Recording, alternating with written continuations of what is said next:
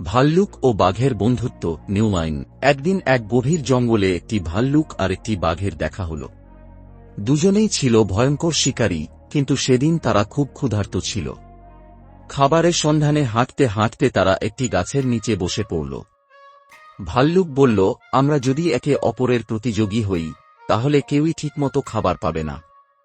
তার চেয়ে আমরা বন্ধু হয়ে একসঙ্গে শিকার করি। বাঘ রাজি হয়ে বলল, এটা দারুণ ভাবনা, আমরা একসঙ্গে থাকলে আরও শক্তিশালী হব।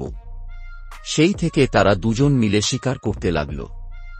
বাঘ তার গতি আর ধারালো নখ দিয়ে আক্রমণ করত, আর ভাল্লুক তার শক্তিশালী থাবা দিয়ে শিকার ধরত।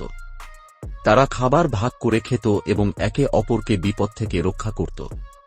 একদিন একদল শিকারী এসে বনের পশুদের ধরতে শুরু করল, কিন্তু বাঘ ও ভাল্লুক একসঙ্গে লড়াই করে তাদের তাড়িয়ে দিল।